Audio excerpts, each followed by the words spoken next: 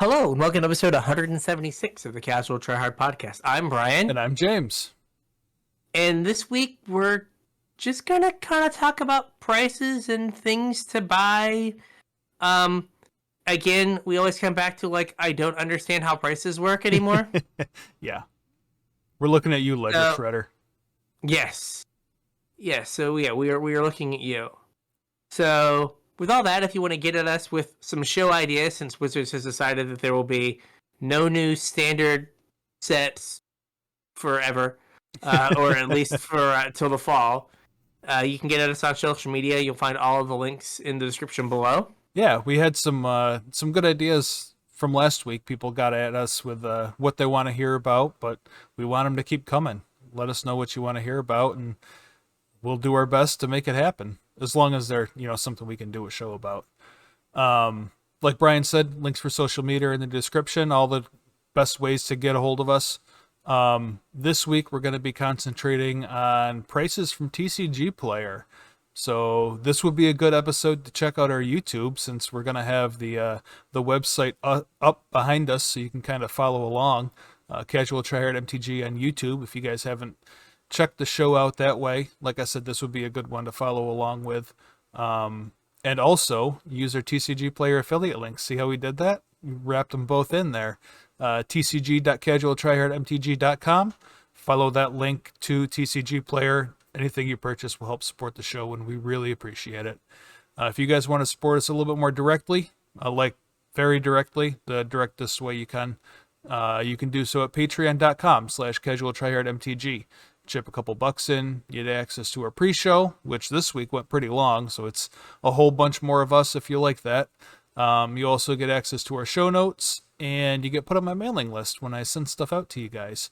So CasualTryHardMTG on Patreon, chip a couple bucks in, support the show, show us you appreciate us. And then the only other thing I have is our tournament coming up June 11th, 8 p.m. East Coast time. It's going to be Explorer Pauper. The first two were a lot of fun for everybody, I think. Yeah. So head on over to MTG Melee, search for Casual Tryhard MTG, or search for Pauper. I think they'll come up both ways, and sign up. Yeah. So, I ran out at the very start of right after the set came out, in that first week when prices are usually kind of the best they're gonna get, and I bought my cards for New Capenna. That's usually what I do, and for whatever reason, I didn't this time. Yeah, so you are a little bit behind where you normally would be. Yeah, in 5 weeks. 5 weeks. It is wild. Just an aside, the set simultaneously feels like it's been out forever. Yeah. And not at all. Yeah. Just kind of we've already gone through another spoiler season. Right. So in my head, it's oh, spoilers, I should move on. But the spoilers are for a Commander product that isn't coming to Arena, that I'm probably not going to interact with other than buying 6 cube cards. Yeah. So it feels like the set is done, but it's still super new. Yeah. Nope, I agree. So we were gonna, in the pre-show, we talked about just the wackiness of the prices. And this is something we've talked about a lot, is trying to calibrate ourselves for the new world, right? We have in our heads, if you're like me, my dad, every price in his head is set in 1965 or 1975, right? It's that's $3. Dude, it was it's $10. It was $3 in 1980. What are you talking about, right? And so I think, to some degree, we have the, oh, hey, Magic cards that get played this much or this price. But then we had to throw in collector boosters. And set boosters and, all the other ways you can get cards now. All the different versions. And so, I think we did an okay job of kind of recalibrating ourselves. And, I kind of looked... Yeah. And I kind of used Throne as, my new calibration point. Right. Right? Because Throne had the collector boosters. Mm-hmm.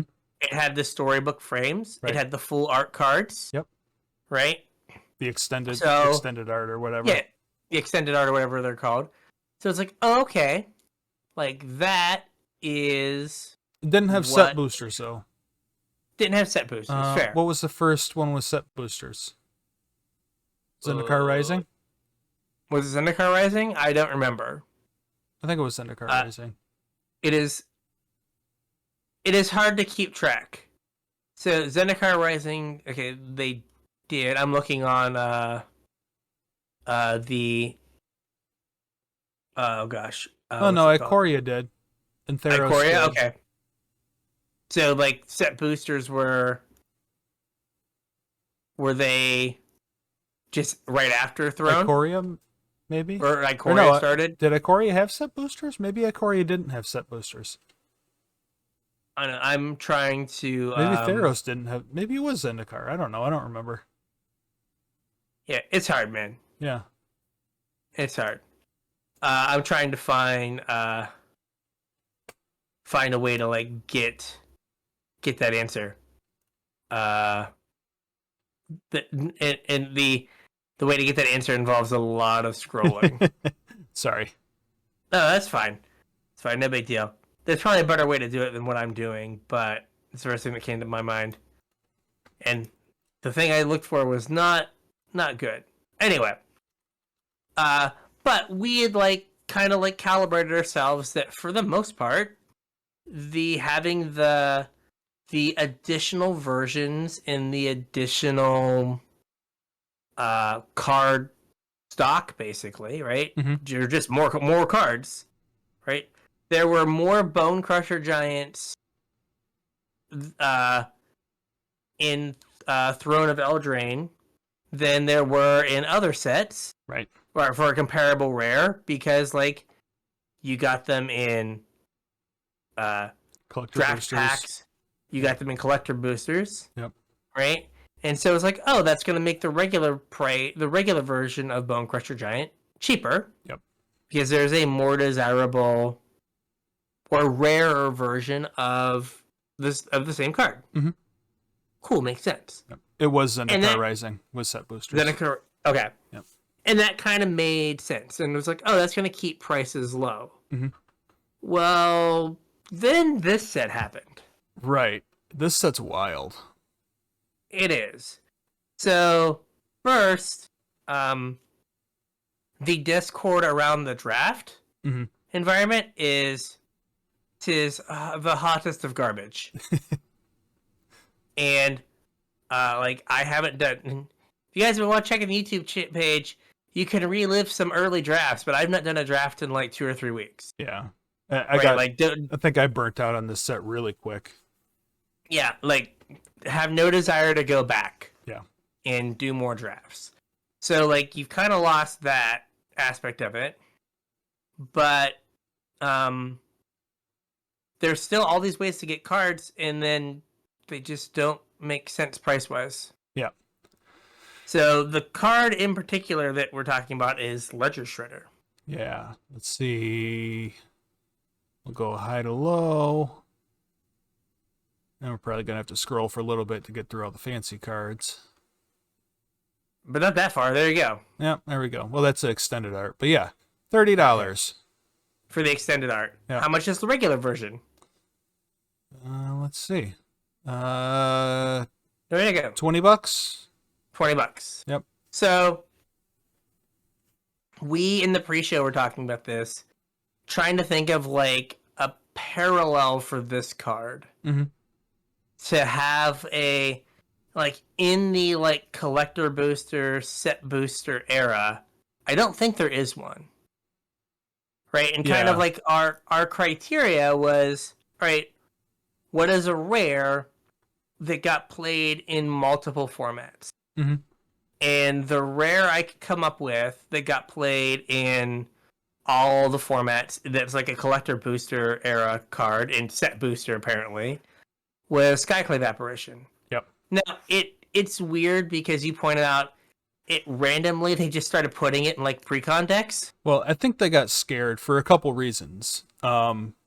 first of all, because they're trying to make white better in other formats. I think Skyclave Apparition was purposely pushed because of that. Yeah. And it worked. Like, people were playing it in every format. So because it was something that they were trying to like help white out with, I think they wanted to make sure that the price wasn't prohibitive. So they, Yes. I think it was 2 different reprints it got. It got put in, I'm pretty sure it was both of the Challenger decks. It got put into the Standard Challenger decks and the Pioneer Challenger decks. I'm pretty sure. Yeah, I think something like that. But it's just yeah, so yeah, it's hard to tell since they have the same set symbol. Yeah. Like where they're printed. But yeah, it got printed a lot. But it kind of like topped out at like $8. Yeah. Maybe 10. Right? And but like even when it was at 10 though, it wasn't at 10 for long. No. And then Ledger Shredder is kind of like the only standard rare I could think of that kind of got this expensive was 3 mana Teferi Time Raveler. Yeah. But that was like pre-booster fun though. Yeah, that was pre-booster fun. So like that's not even like a reasonable comparison. Yeah. Right, like this card has no like comp for what its price is for its play. Yep. Now, the difference between it and like Skyclave is it's blue. Yeah. Right, and it always pitches to Force of Will or Force of Negation. It does. Right, which makes it infinitely better than Skyclave Apparition. Yep. Right, so like everyone loves playing blue-red. Well, almost everyone. Right? People in general like playing blue-red. And so Ledger Shredder is the, like, you know, the flavor of the month new card in blue-red. And so I think a lot of that's, like, driving part of its price. But there's no reason with, like, how common, like, rares are. Yeah. Like, there's no reason for this card to be $20. No, it's crazy. Like, how much was... Remember Vraska's Contempt from, like, a garbage set that no one liked? Yep. Like, and it was the best removal spell in Standard when, like, people cared about Standard play. Like, it was 15. Yeah. Or something, right? I think it was 14. And that was, like, wow, this is a lot, but I guess it kind of makes sense because it's the best black... It's the only black removal spell that's playable. Yeah, and it was also from an under-open set. Yeah.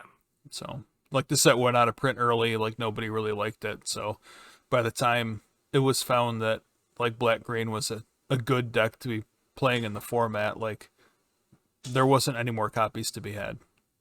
Yeah. I don't think that's the case here. Like, for the most part, other than, like you said, the draft environment not being great, like, people kind of like this set, at least from what I can tell. Yeah. Like, people are opening it. Like, they like the flavor. Yeah. Like, there are, like, we were looking at prices before. Like, the cards that you would kind of think would be expensive from the set just aren't. Right. Right? Like, the lands. Like, all the lands, the regular version of the lands are under $10. Yeah. Right? So, like, and you had looked up the EV. What is the EV on a box of this? Was it $72, I think? Something like that. Yeah, I don't have it pulled up right now. Like, that's, like, Holy wild. moly, Ob is $13. Ugh. Man, I took a bath on that. Yeah. Well, I noticed, like, right underneath, let me go back to it. Right underneath Ledger Shredder, the borderless version was, like, $20. Yeah, I took a bath on Ob then. I got him at, like, 27 and thought, like, I was doing something. Let's see. Dear gosh. It's like when I bought Shiba Inu coin at the top. Yeah, the showcase version is 22 and the borderless version is 20. Yeah, like, I understand that, like, TCG that Goldfish uses Card Kingdom prices, but like, yeah, like that's way high compared to TCG. Yeah. Uh, Kind of like Pinstripe Suit Ob. Yeah. Yeah. Yeah. Maybe waiting was good for you, other than Ledger Shredder, but like that wasn't a card you were gonna like buy anyway. See, well, that's the thing though, is because like, no, that's typically not the card I'm going to play, or not the Yeah. type of deck I'm going to play. However, had I made my order at the beginning of like the set or whatever, I probably would have picked up a playset for the $8 that they were at release weekend. In which case, I would have done pretty good. Yeah. Because like when I go through at the start of every set, I go through like the entire set list, and anything that I think, you know, has a shot at me playing someday. Like this could, like we mentioned that it sees play in a lot of like the blue-red decks, spells decks or whatever. But this could equally see play in like a blue-black deck, or, you know, I mean, like a Sultai deck or something. In Esper Greasefang, right? If you were like, you know what, you've been playing Mardu Greasefang, if you're like, you know what, I think that I want to play blue for more selection, you would have Ledger Shredder in your deck. The card I can't say. Yeah, but like it's also just a fine card to play in like a Sultai deck. Yeah, it is. Where like, you know, the graveyard matters or something, and you like need a way to get cards in there. Yep. So, but it is just like, I don't see how the card holds this value, especially when I am pretty sure that we're going to be told that New Capenna is one of the top 5 best-selling sets of all time. I mean, every set is, because it's not going to beat Kamigawa. Yeah. Right? I don't think it's going to beat Kamigawa. Yeah. But I think people are going to be like, oh. They're going to be like, oh, look at that. Like, we sold so many of these. And we're going to be like, but how then are these cards so much? Okay. Like, how is this card so much? So here's something that I just thought of, though. Okay. Like we had one of our listeners ask us specifically about Ledger Shredder. See, now you got me doing it. Yeah, it's hard. Like back early in this set's lifespan. And I mentioned that basically the same point that we've been talking about all show so far, that there's no way an in-print standard rare can maintain an, at that point, $13 price tag. Well, here we are. It's still at $20 a week or two later. But the point that just occurred to me is, like you said at the very top of the show, we've got a new set coming out already. Commander Legends Baldur's Gate, whatever. So, and like kind of piggybacking on what we talked about last week about how standard doesn't super matter anymore. If we've already got something new and shiny in the pipeline that's coming out next week and got people's attention and had people hyped during like spoiler season, like the focus is already off of Streets of New Capenna a month after release. It is. And I mean, on top of that, we're going to have another Masters set, right? So there is, on one hand, like, so the Streets draft environment's not great. Yeah.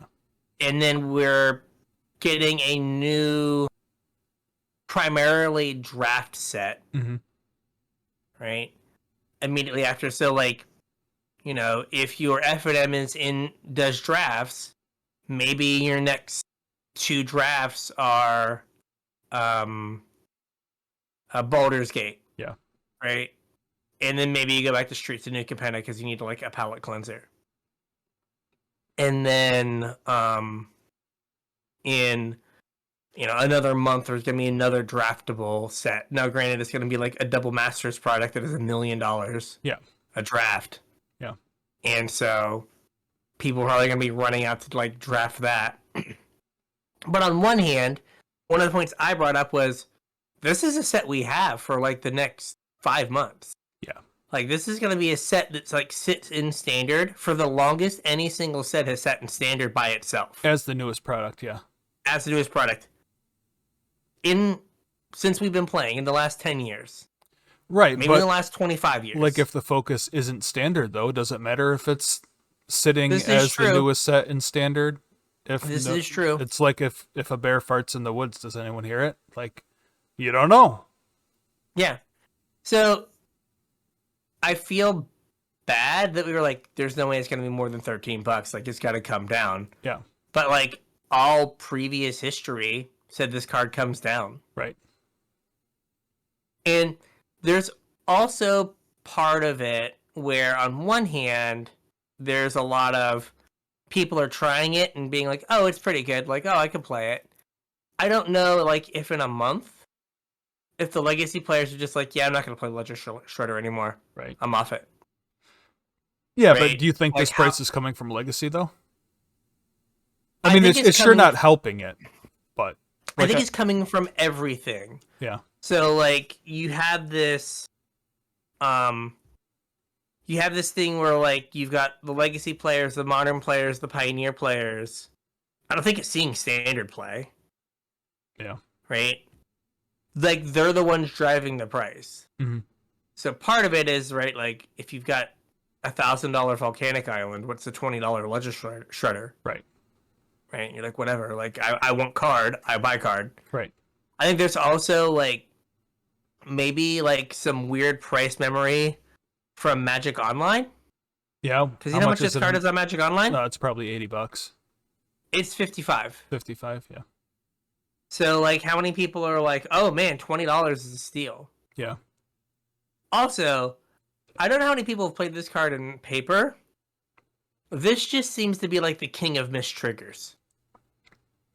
Yeah. Because, like, it triggers on your opponent's second spell. Mm-hmm. You know how many times I've cast my second spell and my opponent has, like, connived on Arena? I've been like, oh, crap. It triggers on my second spell, too. Yeah. Ah! Right? Like, I can't imagine in paper your opponent's just like, doop, and then you're just like, oops. I guess I was supposed to get a loot there. My bad. Yeah. So, yeah, like, but, like, with the EV of the set, like, the EV of the set, you said, what, $70? I think it was $72, yeah. Right? Like, that's basically 4 cards. Mm-hmm. Right? Like, there's Ledger Shredder at 26. Yep. Or whatever. Ob at 15. Luxor at 12 or whatever. You have Bootlegger Stash up there at 17. Yeah. Right? And then, like, that's it, other than, like, the fancy versions. Falls off pretty quick after that. Right, you got the fancy versions, and then it's just like, oh, nothing. Yeah, I'm just trying to see here. Yeah. And this is also made much harder with the, like, so Luxor here is $8. Yeah. But as low as, but it's showing like $9. 9. Right? So, like, you don't, like, you either open a card that is worth $25 or, like, nothing. Showcase Elspeth is $5. Right, so there's, you know, there is, like, why are you opening packs of New Capenna? Yeah. Right, just for Ledger Shredder, which can slow opening, right? Like, if there's only, like, one chase card. Yeah. Right? So, like, if you... Unlicensed Hearse is $4. And that's seeing play in multiple formats. Mm-hmm, seeing play in Legacy. Yep. But if you're playing... So, with the EV being so bad, there's no reason to open boxes, right? Not unless you're playing limited, and if the limited environment isn't great, then... I think the limited environment suffers from the arena problem. Yeah. I think if this limited environment happened 5 years ago, like pre-arena, mm-hmm. you wouldn't draft it enough to hate it. Yeah, maybe. But now it gets drafted so much, the flaws come out. Yeah. Like, Rafine is a mythic that, like, is the glue that holds together one of the best standard decks. Yep, $4. $4. Like, no sense. Yep. So, yeah. Elspeth is $4. And maybe Maybe you're right. Maybe the fact that we are in like the perpetual hype bubble, Yeah. right, or the perpetual hype machine, like no set gets a long enough run for people to like really purchase cards, Maybe. right? Because now you do two F&Ms with this set, and then they're like, hey, new set's coming out. Yeah.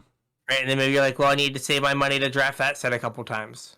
Yeah, especially when it's an expensive set to draft. Is Commander's Baldur's Gate going to be like extra expensive? Yeah. Yes. Oh, it is? Yeah.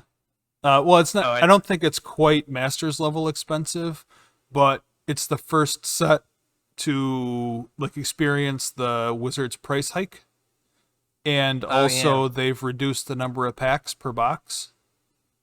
Oh, they have? Yeah.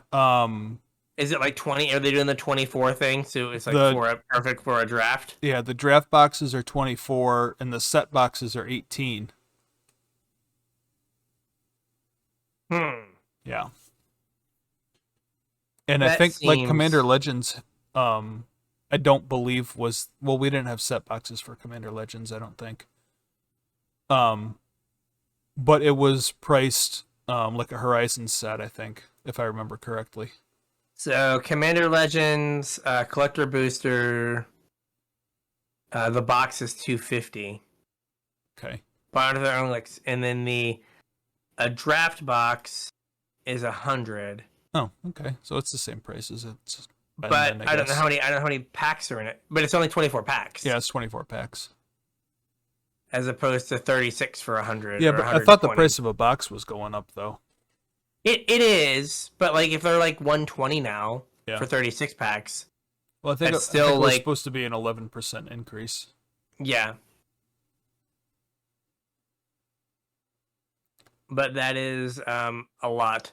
Yeah. And like Giada, yeah, or whatever how you say her name, Giada, right? Like gets played in Pioneer / like Explorer. Mm-hmm.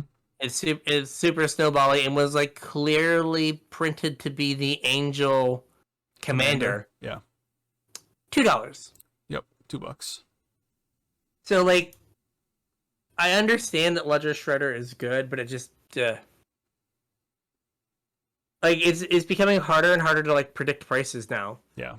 Especially if you figure in like we don't spend any time on any one set now. Yeah, not at all with the pace of releases. Void Rend, that sees a bunch of play, right? Or a reasonable amount. Yeah, $1. Yeah, like for the showcase version. For the showcase version. So like, I guess it's a buck for the regular version too. Yeah, I was scrolling back through like some of the like previous sets. Like Wandering Emperor. Here you go, Wandering Emperor. Multi-format All-Star. Yep. Mythic. Yep. $30. Played in Legacy, played in Modern, played in Pioneer, played in Standard. Yeah. $30. Ledger Shredder doesn't make any sense. I mean, Besage's 26, which is weird, but maybe that's just like the way things are now. I don't know. But like, it just seems wild that you could like hold that price. Well, like I wonder how much of this is psychological though. What do you mean? Well, just like the social media problem, where it's the talk of the town, it's the sweet tech in every deck. It gets talked about more than every other card in the set. So, like, are people just picking it up and like not even planning on playing the deck? They're just picking it up because it's the hot card right now. Maybe they can use it as trade bait. That's why I have one. Yeah. Right? I mean, there is probably definitely some of it's driven by FOMO. Yeah. Where like, oh man, if this isn't the next big thing, I don't want to miss it. Right. So you're spending $23 on an in-print rare. Or you're spending $62 on a Meat Hook Massacre. Yeah. That's basically only command. Well, I guess it's like the Rakdos mid-range sweeper. Yeah, in like I don't even think they play Sweeper and Pioneer. They could. Yeah. So yeah, we kind of feel like things have gotten broken, and we don't know why. Yeah, it's Right? Like, strange. so if you look at Beseju and you look at Ledger Shredder, like what are like two imprint standard rares doing being $20 to $25? And they're played in multiple formats, Mm-hmm. and but like there should be enough of them that this isn't a problem. Right. Especially with this is the best selling set of all time. I still think that when they say best selling set of all time, they're counting Arena. They have to. Maybe. Well, I think Right? last time they said that though, they like specifically they commented on Arena separately, like in the same Okay. statement. So I don't know if that's true or not. Just but more just along the lines of like it doesn't make any sense that, AFR, greatest selling set of all time, $5 common, Right. that we have to reprint a year later. It's not even a year later, is it? Oh, I Not guess. quite. I guess Yeah. it'll be a month early, Yeah. a month short of a year. But we've got to print it. We've got to reprint it because, oopsie. Yeah. Not enough of them out there. Yeah. Um, I have some very expensive uh Seagate Stormcaller Yeah. collars, but the TCG mid for them is 47 cents. Hmm. Um, this is a card that if wanted to spec on something, it is a card that has an effect that is hard to reprint. Is there a It's hyphen in there? 2 words, Oh. I think. Yep. There it is. Um, it's a card that has a unique effect, and is apparently 31 cents. Oh, I'm sorry. That's the promo pack one. Oh, I'm sorry. Oh, the regular ones are more expensive. So get you promo pack one. Yeah, but like, this is a card that you could get in 2 years. Mhm. They finally print with Dual Caster Mage Yeah. into Pioneer and into Modern, Mhm. right? And then that becomes the new hotness, and this card becomes $20. Yeah, I could see that too. I mean, I think last time we did Modern Horizons previews, Like that that was was a card we one of our called totally have gone shots. in. Yeah. Well, I think that was one of our Totally. called shots. Yeah, We were expecting it to be in there. yeah. Like it's a card that could easily be in there. Yep. So, Goldspan's a mythic. Okay. Yeah. Goldspan Dragon, $30. Yeah. Ledger Shredder, 25. Nah. This is crazy So, too. Tenacious Underdog, 48 cents. yeah, card. Card seems way Again, better than 50 cents. Like people were building their making sure they played Flame Blessed Bolt Yeah. in Standard because they just lost to that card if they didn't. Mhm. Right? Like you could see like a red black mid range deck where like that's your 2-drop in like Pioneer, Absolutely. and you just are like, well, can you answer this ever? No, cool, you die. Well, we were talking in the pre-show a little bit about how like we kind of got a little sick of playing Mardu Greasefang as we were playing some other stuff. Yeah.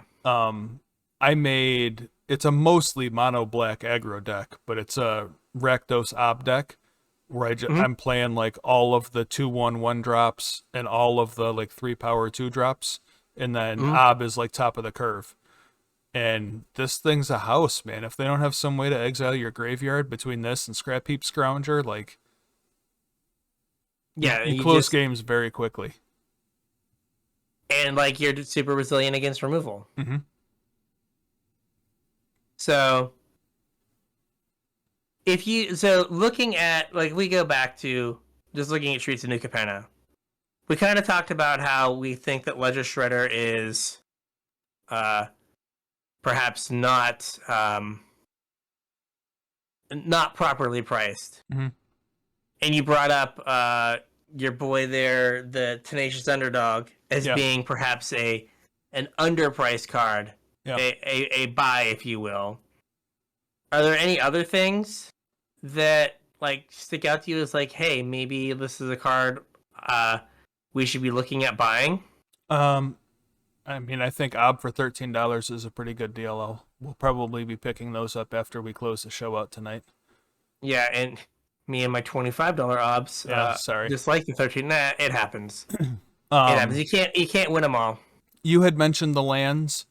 And again, I don't know how accurate this is, but if we go based off Ikoria lands, they were about the same price when they were like being opened and are now like double this price $20? roughly. Yeah. Yeah. So lands might be a good pickup if you're looking to spec on them.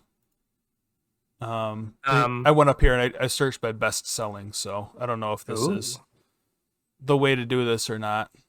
But Unlicensed Hearse is seeing play like in every format. It's really good. Graveyard Hate that like is also a clock, so it's not like you have to make a sacrifice in deck building because your Graveyard Hate is also a clock. Yeah. I got those on the cheap. That was one I did win on. Yeah. I kind of like this Professional Facebreaker, but I don't think it's a $5 card for what it does. I think it's a $5 card because it does weird stuff for Commander. Commander, yeah. Like that's what it is holding its price. I mean, right? Like Lord Xander is like $3. Now, granted, he goes in like the Vampire Show and Tell deck. Yeah. Right, but if that's like a deck you want to play, yeah. Right, like for $3. Right? Like Giada's probably a pretty good pickup for $2. Agreed. Hard to reprint. Does something very, very unique for a popular tribe. And like you don't realize it, but it's very, very powerful. Yeah. Right, that green-white like Angel deck in Explorer. Yeah. When they like Giada into like an Angel and then a Collected Company, and they just put like 10 power on the board with their Collected Company, and just like, what am I supposed to do? Right. I can't ever beat that. Yeah.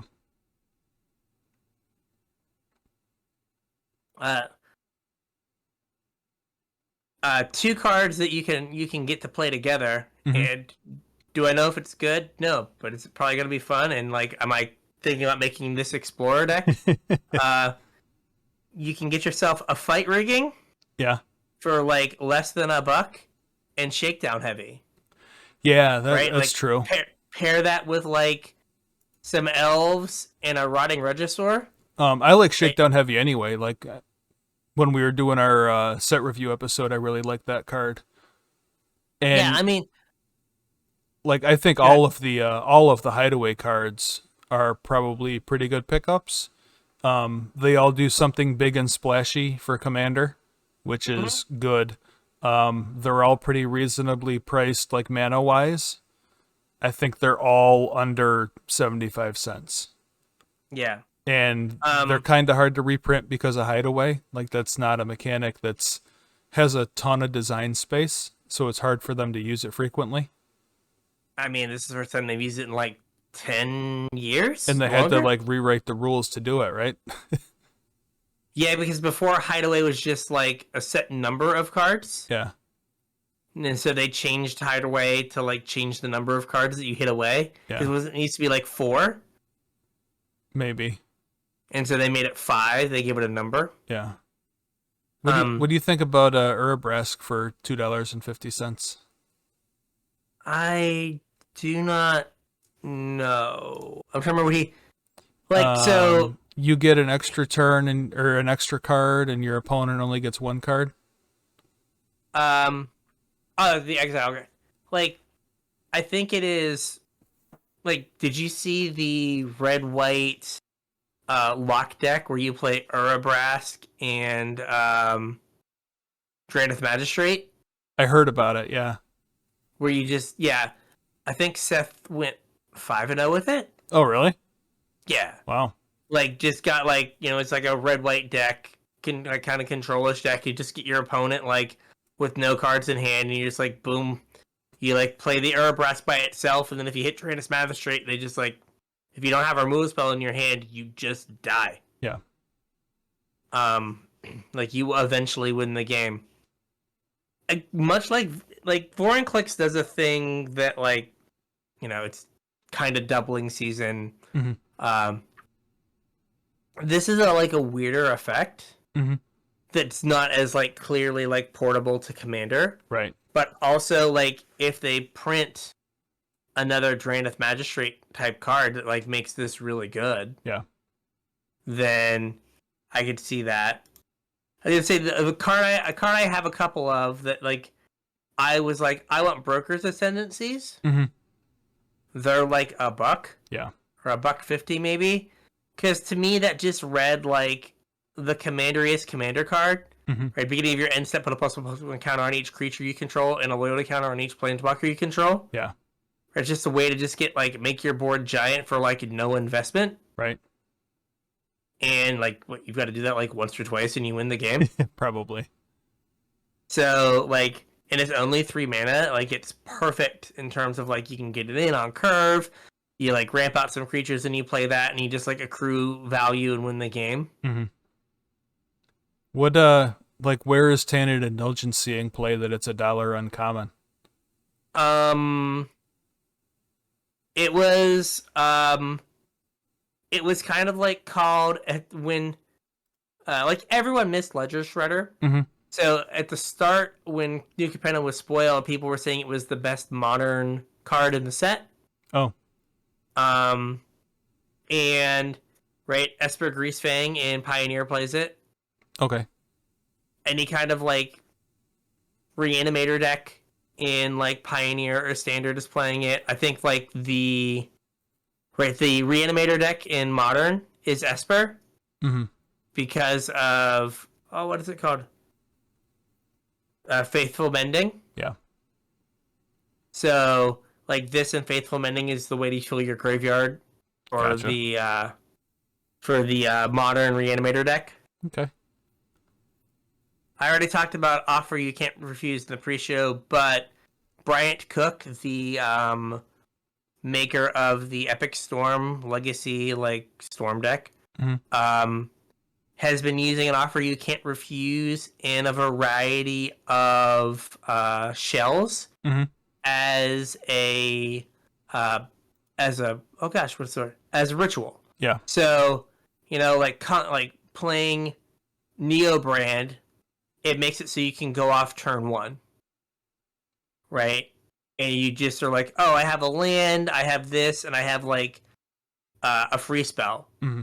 All right, well, I'll play my thing. You know, I'll play my Alashore Rider. I'll cast the Summoner's Pact, counter it with an Offer You Can't Refuse, get 2 treasures, use this for my Neoform. Yeah. Right. Does it have to be the God draw? It does, but it gives you that where you wouldn't otherwise have it. Well, it lets you turn like another card in your hand into a Lotus Petal. Yeah, effectively. Yeah. But Right, that's you two for probably a little yourself. bit better way to think of it than a ritual. Because like a ritual, I think you need to be up more than 1 mana. And Well, the rituals in Modern only ever put you up 1 mana, yeah, I guess that's true. which is why you have to have like Baral and Yeah. And Goblin Electromancer. Right, but like this But, like- doesn't work with Baral or Electromancer. No, 'cause it doesn't. It doesn't. Well, he's using it in weird places. Like I said, Neoform. Yeah. There was another deck. Like he went through like a week on his YouTube channel where he just played this card and random things. Mm-hmm. So that is a card. It's like $1.50. Like it compares to like Swan Song, which Swan Song's like $15. Yeah. So like you could definitely see this creeping up as like it becomes like the counterspell du jour in commander what's Combo it called? decks. Like that combo don't care. decks. Yeah. Yeah, they're just like, I don't care if you have 2 mana. Like you're the only blue player. I need to counter your force so I can win. Right.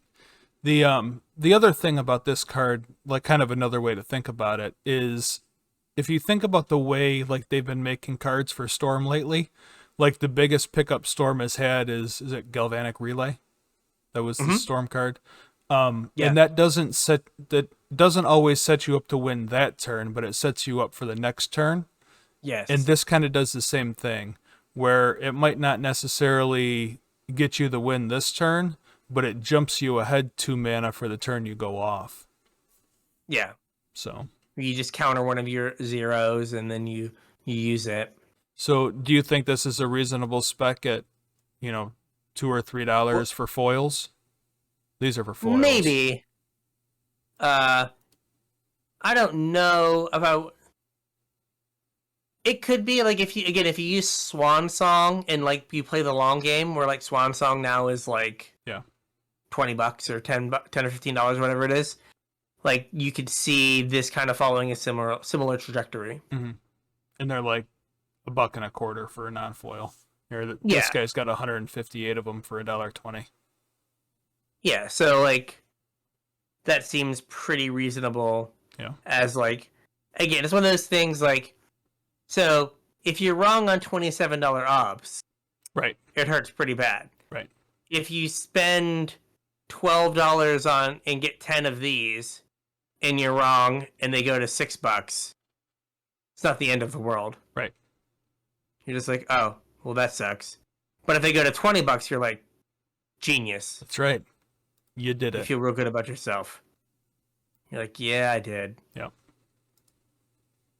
It's weird that, like, a lot of what we've talked about today, just to show, like, the changing face of Magic, has been, well, this card fits well in Commander. Yeah.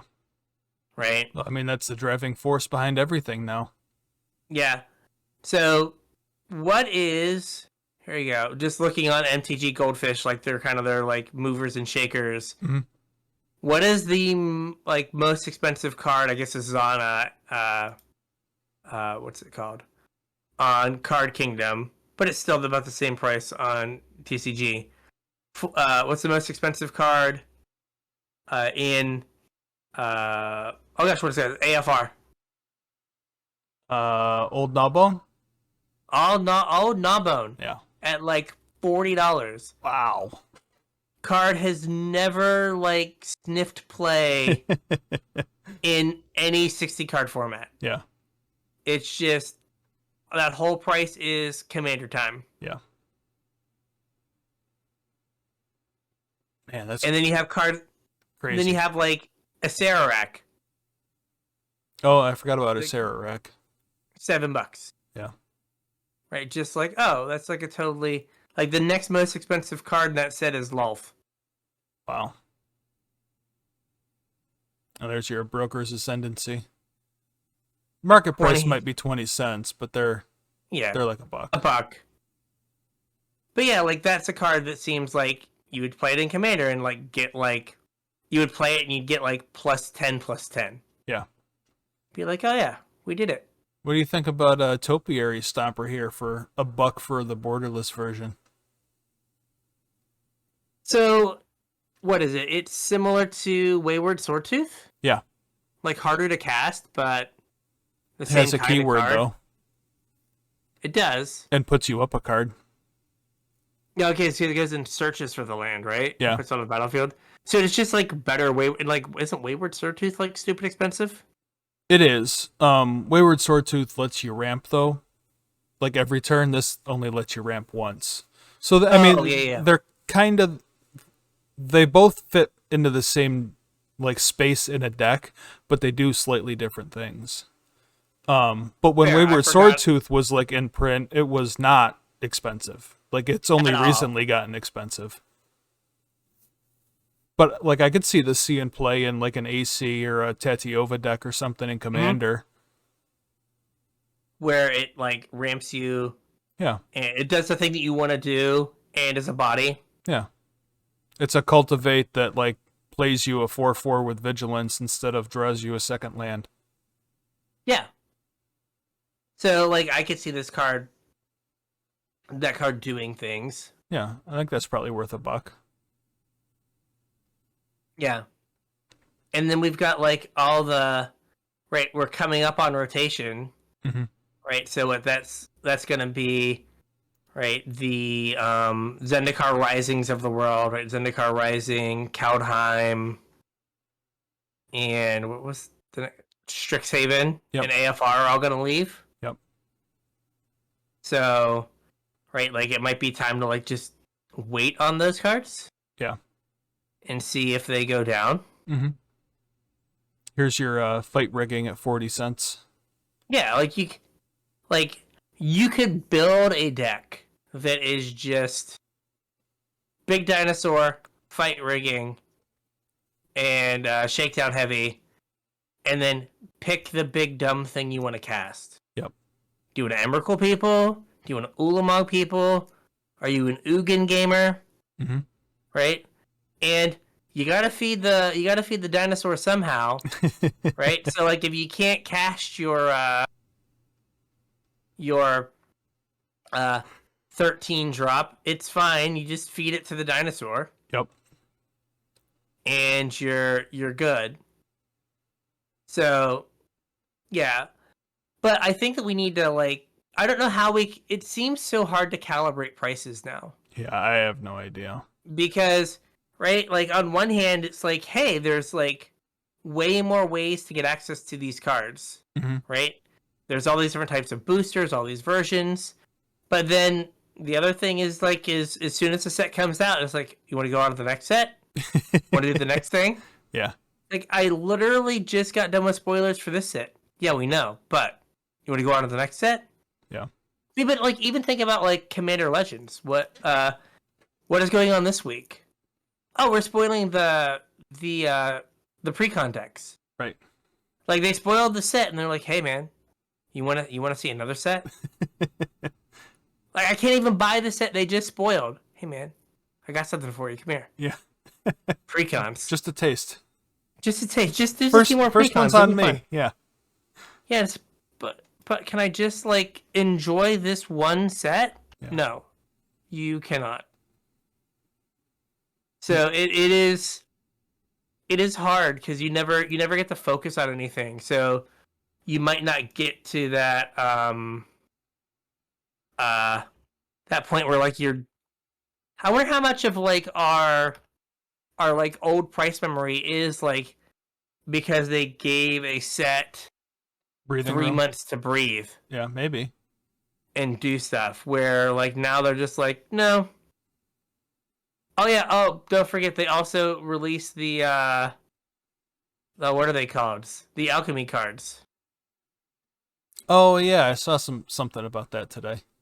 Yeah. They're releasing the alchemy cards. It's all good. Yeah. And then in what do we have, like 2 weeks or 3 weeks, we're supposed to be getting Commander Legends for Arena? Yeah.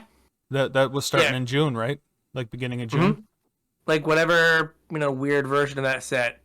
But it's supposed to be a whole new version of that set, so we'll see. Yeah.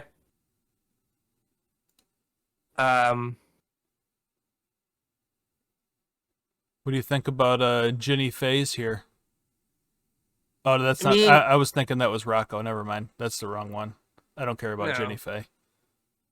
No, Ginny Faye is whatever. Yeah. It's just our newest way to make cats and dogs. Yeah. That's what Naya does now. It makes cats and dogs. Yeah. And we had talked about, again, bringing up the pre-show again, about how, like, White's identity in Commander is just, like, I'm not fun to have at the table. Yeah. So I was just scrolling through the Baldur's Gate Commander Legends Commander decks. That's, like, the most mythic saying ever. But, like, we have Deep Gnome Terramancer for 1 and a white for a flash 2/2. Yeah. Right? And whenever one or more lands enters the battlefield under an opponent's control without being played, you may search your library for a Plains card and put it onto the battlefield. That was the one that I was thinking of when I made that comment. This is not fun. Who wants to play against this? And I was like, oh, don't forget the other card that's like... Yeah. So imagine if you have 4 mana up and your opponent like casts a... if they crack a fetch land. Well, it has to be... Oh, is it 1 or more? Oh yeah, they crack a fetch, and you're just like flash this in, draw a card, flash this in, uh, search for a planes because you put your land on the battlefield. Yeah. Yeah, it's just like a miserable time. What about I know it's just a common, but the blue swords to plowshares here, do you think that's a reasonable? I think that card. I'm surprised that card isn't more based on what is like one of the best decks in Pauper Yeah. is like mono blue ninjas, Yeah. right? Or like mono blue kind of like flyery evasive crap, Mm-hmm. right? Like take your thing, make it a 1/1 so you can't block my stupid fairy. Yeah. And then flash in my Ninja of the Deep Hours. Yeah. Seems amazing. Yeah. So buck for foils seems pretty reasonable. Yeah. I like that. And yeah, this process is pretty much how I make my orders. Like when I go through my initial order for a set, this is basically what I do. I don't search by best selling up here. I usually just go through A to Z and just go through every card. And if I kind of like we're doing, if I identify a card that, I think is going to see more play in the future, or like I said, does something unique and is hard to reprint, I'll go in and I'll look at all the different versions. I'll look at the extended art, I'll look at the showcase version, I'll look at the foils, and see which ones maybe I want to stock up on. But like if I go back through my Kamigawa cards that I have, I bet you most of the cards that I purchased I bought like 20 copies of. Mm-hmm. Just because they were cheap, and if one or two of them hits, it pays for like all of the specs. Yeah.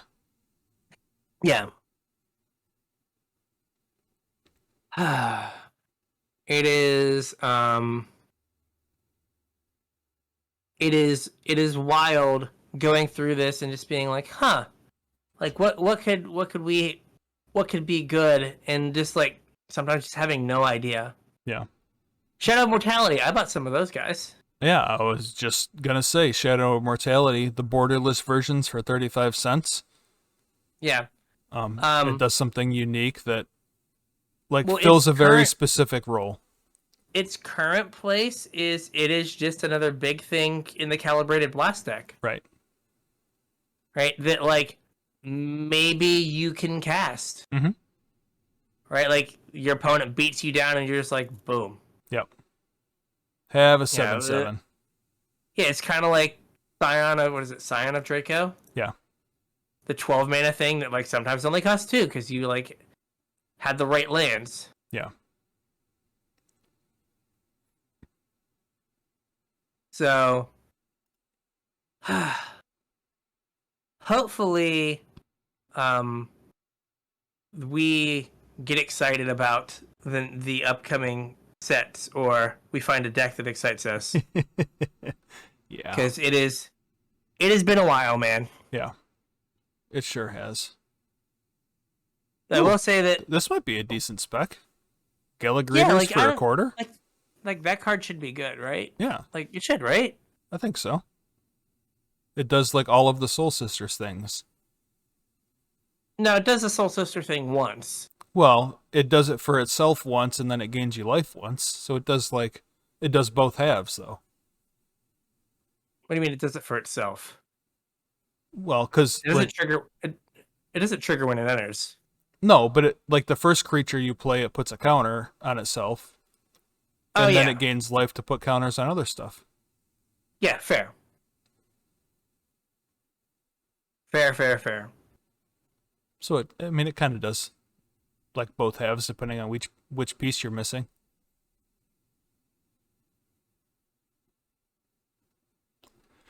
Yeah, I don't know. I don't even know anymore. Oh, there you go. There's your Shakedown Heavy for a quarter. Yeah, like you have a deck. Just like pick the big thing you want to put on the battlefield. Yep. Whatever big dumb thing that you like enjoy. Mm-hmm. I saw people in the standard version. One of their big things was oh gosh, what is his name? Valky, God of Lies, Oh, Tybalt, okay. right? Because on the front side, it's a 2-mana thing that you can play early, Mm-hmm. and then the back side is a 7-mana big thing. Yep. So it kind of like fills 2 spots on your curve. It is your big thing, and it is your like a way to like interact early on. Yeah. What do you think of, like, not obviously I don't think this is ever going to go in a deck that like you would play in a tournament, but what do you think about speccing on some of these, like especially in foil? I don't know how much they are foil. Oh, a quarter? Like all of these lands. All of these like the fetch. Yeah, the like tricolored fetch lands. Yeah. Like, so the only thing is we've had these before, right? Yeah. Like, we have a better version of these. Kind of. Yeah. Right? Like, did the other ones like hurt you? I don't remember. The panoramas. Yeah, the panoramas. But like not being able to control when you do it like makes them like way worse with like a thing like brainstorm. That's true. Right, so and I guess like in Commander, you really don't have to worry about getting like pithing needled, right? Yeah, like who's pithing needling the budget fetch land? Yeah, like that person has no friends. That person's playing white. Yeah, exactly. Like, oh well, no, you can't do that. And it's just like, stop, no. Riveteer's Ascendancy is 22 cents. Like that card seems like it should be good as like an engine in something. Yep. I don't know what, but it should be good. It should be more than 22 cents, I think. I agree. Oh, here we go. Inspiring Overseer. How much are they in foil? Like that card's seeing standard play right now. A quarter. Like that card's seeing standard play. Like unironically seeing standard play. Mm-hmm. It's seeing play an Explorer in the Angel decks. Yep. Just like, oh, it's an Angel and it's kind of busted. I guess like I should play that.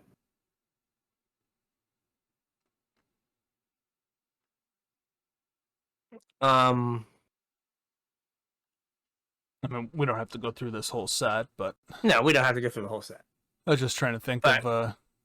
I guess is there like anything else like that we're so like we're right there on Workshop War Chief, right? For people have been talking about like, oh, standard is really good and it's mid rangey. That card is unplayable in standard, and it is ridiculous. Right. Yeah, if this card was printed 5 years ago, it would absolutely be the best thing you could do. It would be the only thing you could do in standard. Yeah. And now it's just like, yeah, it's pretty, you know, maybe we'll play it. Yeah. And it's like, yeah. Could you imagine if, like, Abzan Midrange had access to this? Siege Rhino you into Workshop War Chief? Yeah. Just like, no, you never win. Yep. Right? Now, like the mid-range decks play like Titan of Industry. It's like that's a 7-mana card. Like that's a ramp target. And it's like no, that's the mid-range target. Or do you remember like the Golgari Explorer decks? Yes. Like if they had access to this thing? I don't know if my Star of Extinction would be able to to fix that for the blue-red decks. Yeah. Oh, Riveteer's Charm's a penny, huh? Yeah. Oh, 15 cents in foil? Yeah. Yeah, like that card seems like unironically good. Like it's like a deck that is a card that should see play. Not that it's super a deck anymore, but I'm still part of all the Jund groups. And like people are losing their minds over this card. Like they're cutting Culligan's command for this card. Ooh, slow down. Yeah. Slow down. I mean, Culligan's command does two things. Right. If it was Riveteer's command, and you got to pick two of those, in. Yeah, K command can never tag a graveyard, though. which is, I think, This is why very they're true. playing this over it. Yeah, very true. Very true. Ooh, alt art shakedown heavies or extended art for 30 cents. Oh man, I could have the like Isn't that like coolest the same jake deck price? ever. Weren't the normal Yeah. ones 30 cents? Hmm. Like there just isn't a difference. Like it doesn't make any sense. Like, oh, this is the rarer version. I don't know if there are people like me that are like, I want the like original like art version. Well, so maybe what it is that it's just this is bulk rare pricing. Yeah, Like this is just a maybe bulk bulk rare. rares are just priced at 30 cents like Yeah, as a like, default, they're a quarter. and it doesn't matter what version it is because like nobody wants it anyway. But I think Very that's a true. That cool could definitely unique be it. card. Like Hmm. I would have bought some had I made my order. I probably still will buy some when I order my obs. Showcase Riveteer's Charm, cheaper than the other one. So I think that hopefully we've kind of got across that like pricing is weird, Yeah. and that like a lot of the heuristics that we've used previously, like getting things early on, might not be as good anymore, right? Right, because like prices seem to like still drop a lot from that point. Yeah, I That mean, like that's kind weekend. of like the weird thing though, is that like when it depends, I guess it depends on how you're building your collection out. Like if you approach a set release with the intent to build a collection, kind of like I do, you look at everything more in terms of averages. Mhm. Whereas if when a set releases, you buy specific cards for a purpose or buy a deck, then like you don't really look at averages because you only care about the cards. So Yeah, like if you were building a deck that needed ledger shredders and like that was going to be your deck for this standard or pioneer season or whatever, then I guess it makes sense to buy them early. Like yeah, whatever you're gonna play, regardless whether it's ledger shredder or not. Um, like whatever entertainment value you get out of those cards is probably gonna offset whatever like you lost on them, if that makes mhm. sense. But like if you said like if I would have bought 4 obs and 4 ledger shredders Mm-hmm. day one, Mm-hmm. I would be up Correct. because the ledger shredders went up, the obs went down. Yep. But because I missed ledger shredder, Yep. um, and like maybe we need to be a little more thorough when we go over sets of really looking at like what are the 1 and 2 mana cards that like especially creatures that like give free selection, Yeah. right? Because like ledger shredder is just like the evolution of what's his name, uh dragon rage chandler, Yeah, I kind of see that. right? Like it's a cheap threat that's going to grow and give you selection, Yeah. right? And if we would have maybe looked at it like that, we might not have missed it. Right. Well, I mean, I don't know that we missed it. I think we both identified it as a good card. Yeah, I I don't don't think we know that. identified it as this expensive. Yeah. I don't know if I'd call that a miss though, because I don't think it's priced Fair, appropriately. fair. Hmm. What a time to be But alive. what a time to be alive. $20 standard, $25 standard rares, Yeah. $60 standard mythics. Yeah. Greatest selling sets of all time. Hey, I We haven't did heard it. that about this set yet. Don't put words in Not Naruto's yet. mouth. The tweet is coming. Maybe tomorrow. When he's back in The the Drive from office. Work the Drive from Work podcast is coming Yeah. to let you know. Yeah. All right. So with all that, I think we have a show. Yeah, I think we have a show. So if you want to get at us with show ideas, with things you think we might have missed, or cards you think we should buy, you can get at us at Casual Tripod, and all of our other social media stuff is in the links below. Yeah. I kind of wanted, because we weren't going to cover Commander Legends really at all. If you guys like the way we presented this episode, let us know. Maybe next week we'll do like Commander Legends through this same lens. Just, going through and looking at what pre-order prices are, what we might think is overvalued, undervalued. Again, like neither of us have really been paying attention to Commander Legends spoilers, so it'd be kind of it might take a little while, and it probably wouldn't be very in depth for the whole set, just like things we think might be interesting. But if that's something you guys would be interested, for sure, hit us up on wherever you can, on, like Brian said, all our social media links are in the description. If you had wanted to pick up any of the cards we talked about today, I showed you how to use TCG Player a little bit. We have a TCG Player affiliate link, tcg.casualtryhardmtg.com. Use that link to get to TCG Player, and anything you purchase helps to support the show. And if you guys want to support us more directly, you can do so at patreon.com/CasualTryHardMTG, where patrons get access to our show notes, they get access to our pre-show, and you get put on my mailing list for when that goes out. Should be end of next month. I think that stuff will go out. So if you guys are interested, chip a couple bucks into Patreon, and we would really appreciate it.